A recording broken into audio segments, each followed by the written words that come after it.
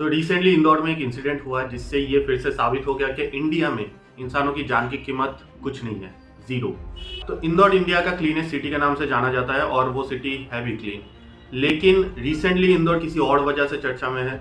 News सामने आई है कि इंदौर में जो पीने का पानी का पाइपलाइन होता है वो कंटेमिनेट हो गया है नाले के पानी से। तो नाले का पानी जो है वो मिक्स्ड हो गया है पीने के पानी में, और उसी पानी को पीने की वजह से टोटल 12 से 14 लोगों की मौत हो चुकी है अब तक, और 1400 से ज़्यादा लोग अभी हॉस्पिटलाइज्ड हैं। और ये सोच के देखो, वो जो 12 से 14 लोग मारे गए ना, उनमें बच्चे भी शामिल थे। तो इंदौर में एक जगह है भागीरथपुर करके, वो जगह बहुत ही डेंसली पॉपुलेटेड है। तो वहाँ पर क्या है ना, मैक्सिमम लोग जो है वो डिपेंडेंट है जो सरकारी पानी होता है पीने का उसके ऊपर। देखो, जिन लोगों के पास पैसा होता है वो लोग फिल्टर्ड ले लेते हैं, लेकिन जो लोग गरीब होते हैं उन लोगों को सरकार के भेजे हुए इसी पानी के ऊपर डिपेंडेंट रहना पड़ता है। अब ये कॉन्टेमिनेशन कैसे हुआ ये बताता हूँ, सुनो। वहाँ पर बहुत सारे पाइपलाइंस बिछे हुए हैं, जो पीने का पानी होता है उसका पाइपलाइंस बिछा हुआ है ज़मीन के नीचे, और उन्हीं में से एक पाइपलाइन के ऊपर पब्लिक टॉयलेट बन गया। अब ये कैसे बन गया ये आप सबको पता ही है, हमारे देश में काम कैसे होता है, तो मुझे ज़्यादा बताने की ज़रूरत नहीं है। तो एक पब्लिक टॉयलेट बन गया, तो उसका जो पाइपलाइन है वो भी वहाँ से गया। तो अब पीने का जो पानी का पाइपलाइन है ना, वो पाइपलाइन और सुएज का पाइपलाइन एक साथ जा रहा था साइड बाय साइड, जैसा कि न्यूज़ में आया है।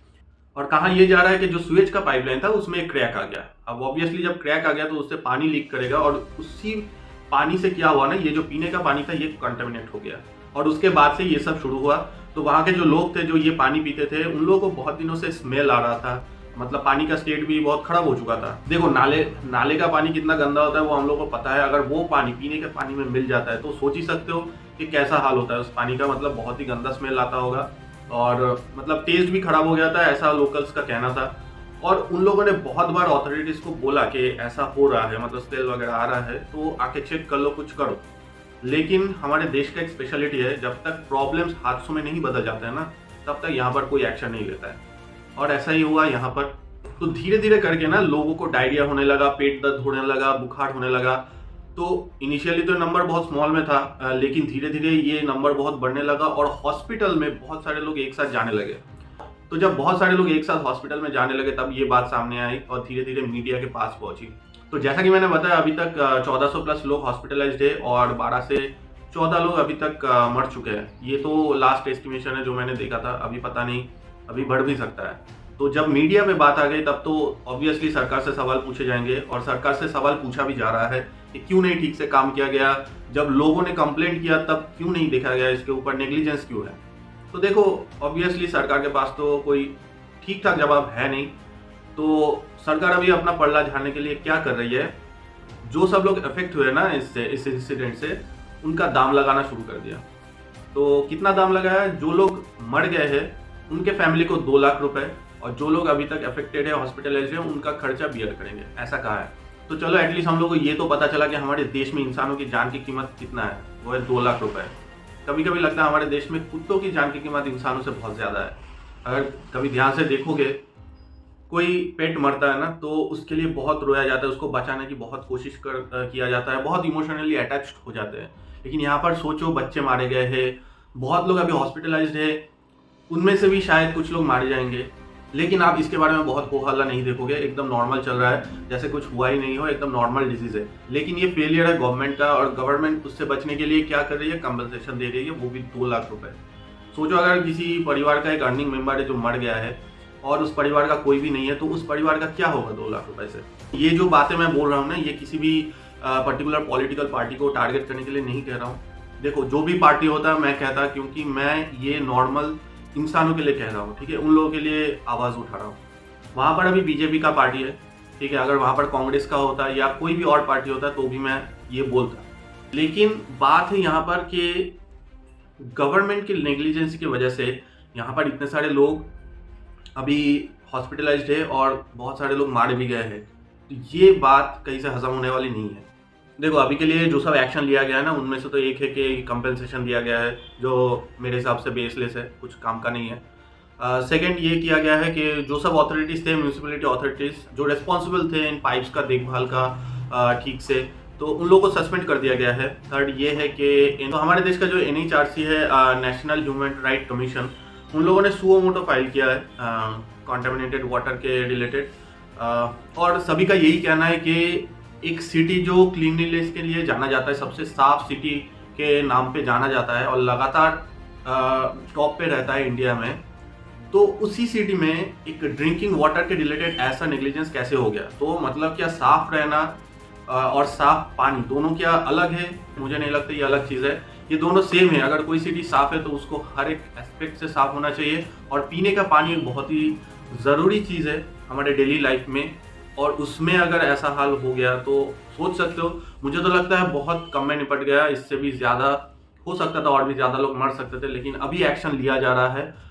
स्पेशल मेडिकल फोर्सेस लगाया गया है ताकि और भी जल्दी बहुत लोगों को ट्रीटमेंट दिया जा सके। जितना भी अभी खर्चा है वो गवर्नमेंट उठा रहा है, ये एक अच्छी बात है, लेकिन ये कोई सोल्यूशन नहीं है। देखो, इंदौर हमारे देश का सबसे क्लीनेस्ट सिटी है और लगातार ये टॉप पे रहा है, और मानता भी हूँ ये क्लीन है, लेकिन जो क्लीन दिखता है और एक साफ पानी, ये दोनों अलग चीज़ नहीं है, ये हम लोगों को समझना पड़ेगा। अगर साफ होना है तो हर एक तरीके से साफ होना होगा, सिर्फ दिखाने वाले साफ सफाई दिख गया तो वैसा नहीं है, आपको पीने के पानी को भी साफ रखना पड़ेगा। ये भी एक एसेंशियल चीज़ है क्लीनलीनेस का, राइट। और अभी जो इंसिडेंट हुआ है ये बहुत ही बुरा हुआ है। अभी के लिए तो देखो, जो ट्रीटमेंट है वो गवर्नमेंट बियर कर रही है, अच्छा बात है, लेकिन ये कोई सोल्यूशन नहीं है। हमें प्रॉब्लम समझना होगा, सॉल्यूशन समझना होगा। प्रॉब्लम ये है कि हमारे देश में करप्शन बहुत ज़्यादा है, कुछ भी नहीं देखते लोग, मतलब कहीं से भी पैसा आ जाता है ना, तो बस परमिशन मिल गया आपको, आप जाके पैसा फेंकोगे तो परमिशन आपको मिल जाता है। ये बहुत बड़ा एक ड्रॉबैक है हमारे कंट्री का, जिसकी वजह से मुझे लगता है कि हमारा देश जो है वो उतने तेज़ी से आगे नहीं बढ़ पा रहा है जैसे बढ़ना चाहिए, क्योंकि आपको हर एक कदम पे एक घूसखोर मिल जाएंगे, मुझे लगता है। ठीक है, ऐसा नहीं है सभी है, लेकिन है, मैक्सिमम है। नहीं तो आप ही सोचो कि एक पीने का पानी है, उसके ऊपर पब्लिक टॉयलेट कैसे बन जाता है, ठीक है, और उसके ऊपर से जो पाइपलाइन गया है उसमें भी क्रैक आ गया, मतलब ठीक से जांच नहीं हुआ था, ये साफ बात है। लेकिन सॉल्यूशन क्या है? सॉल्यूशन देखो, ये है जो करप्शन है हम लोग के देश में, ये मेरा पर्सनल व्यू है, मुझे नहीं पता कि आप लोग का व्यू क्या है, आप लोग कमेंट्स पे शेयर कर सकते हो, लेकिन मेरा जो पर्सनल व्यू है वो है, पहला बात तो करप्शन के अगेंस्ट स्ट्रिक्ट एक्शन लेना पड़ेगा। अगर एग्जांपल दोगे तो चाइना है हमारे नेबर में, और मतलब वहाँ पर करप्शन करते हो तो मतलब एग्जीक्यूट कर दिया जाता है। आप लोग जानते होंगे, कुछ दिन पहले एक न्यूज़ भी आया था जहाँ पर करप्शन करने पे एक आदमी को फांसी दे दिया गया, वो बहुत ही बड़े पोस्ट पे था, और वैसा ही स्ट्रिक्ट एक्शन इंडिया में भी लेना चाहिए।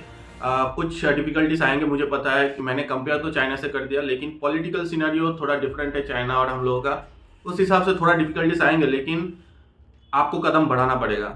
और दूसरा चीज़ जो पर्सनली मुझे लगता है कि हम लोगों को ध्यान देना चाहिए उसके ऊपर, वो है कि एक बच्चे को छोटे से ग्रूम करना चाहिए ठीक से, हर एक लेवल पे, स्कूल पे, घर पे, कि हाइजीन क्या होता है उसको ठीक से सिखाना चाहिए।